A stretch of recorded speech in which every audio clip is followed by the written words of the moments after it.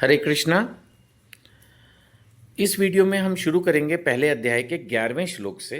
ये जो दिख रहा है ये वैसे 10वां है। पिछले श्लोक में दुर्योधन ने भीष्म पितामह को खुश करने के लिए ये बोला कि हमारी शक्ति अपरिमेय है और हम सब पितामह द्वारा भली भांति संरक्षित हैं। अगले श्लोक में वो उसी बात को कंटिन्यू कर रहा है कि अतएव सैन्य व्यूह में अपने अपने मोर्चों पर खड़े रहकर आप सभी भीष्म पितामह को पूरी पूरी सहायता दें। देखिए, भगवत गीता का हर श्लोक हमें कुछ ना कुछ शिक्षा देता है। यहाँ पर भी देखा जाए तो हमें ये शिक्षा मिल रही है कि दुर्योधन क्या कर रहा है, व्हाट इज ट्राइंग, वो भीष्म पितामह को प्रसन्न कर रहा है। तो ये भी एक अच्छी स्ट्रैटेजी है कि जो आपका मोस्ट पावरफुल वॉरियर है, आपका प्रमुख योद्धा है, जैसे अगर आप एक बिजनेस कर रहे हैं तो जो आपकी टीम का मेन पर्सन है, सेनापति है, उसको थोड़ा सा प्रेज करके रखिए और उसको प्रोटेक्ट भी करना है। बोल रहा है कि चारों तरफ से आप सभी भीष्म पितामह को पूरी पूरी सहायता दें। यानी कि हमें ये देखना है कि जो हमारा मेन पॉइंट है, चलो पर्सन ना हो, सपोज आपके बिजनेस में मान लेते हैं 10 अलग अलग एरियाज हैं, उनमें से जो सबसे इंपॉर्टेंट एरिया है उसको प्रोटेक्ट रखने की कोशिश करें। जो मेन चीज है, एक मेन चीज तो होगी ना लाइफ में सबकी।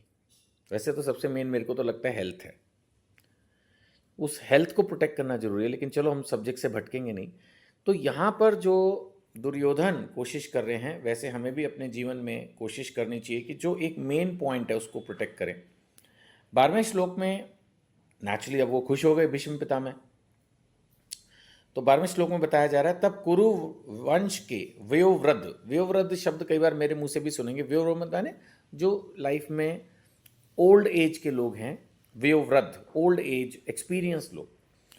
सो तब कुरु वंश के वयोवृद्ध परम प्रतापी एवं वृद्ध, यहाँ पर वृद्ध शब्द आ भी गया, पितामह ने, भीष्म की बात हो रही है, सिंह गर्जना किसी ध्वनि करने वाले अपने शंख को उच्च स्वर से बजाया, जिससे दुर्योधन को हर्ष हुआ।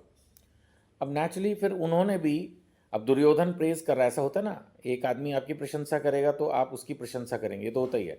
आप किसी को क्रिटिसाइज करेंगे, वो आपको क्रिटिसाइज करेगा, तो उल्टा दोनों का क्रिटिसिज्म हो जाता है। खैर, फिलहाल यहाँ पर जो बात आई सामने वो ये कि दुर्योधन ने भीष्म पितामह की प्रेज की, तो फिर उन्होंने भी अपना शंख बजाकर जो है एक तरह से ये इंडिकेशन दिया कि yes I am ready to fight.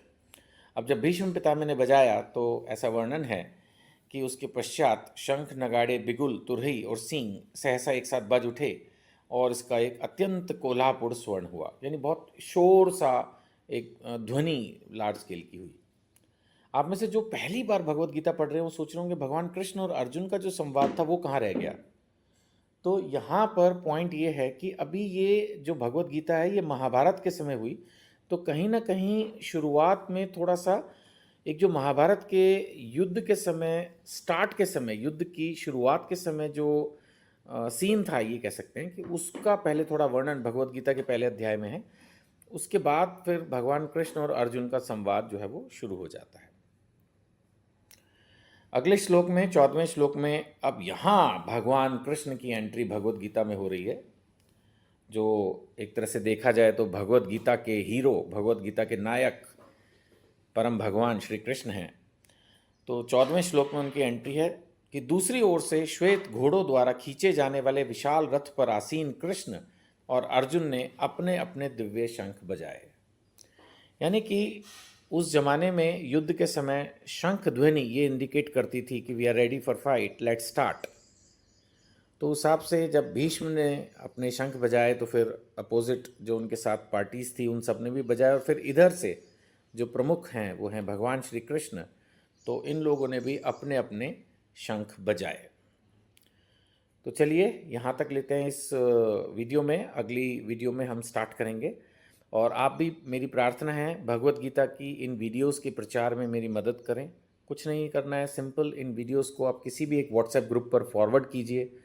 शायद कुछ और लोग भगवत गीता का ज्ञान लेना चाहें तो इन वीडियो से उनको एटलीस्ट इंस्पिरेशन मिलेगी, समझेंगे क्या है, थोड़ा ही मैं समझा पा रहा हूँ, और फिर बाद में वो शायद भगवत गीता खरीद के खुद भी पढ़ें, ऐसी मेरी अभिलाषा है। तो जो नंबर वीडियो पर दिया है उस पर व्हाट्सएप कीजिए, उससे जुड़िए, हमारी कम्युनिटी है, और आप दूसरे लोगों को भी ये वीडियो व्हाट्सएप पर प्लीज़ फॉरवर्ड करें। Thank you. हरे कृष्णा।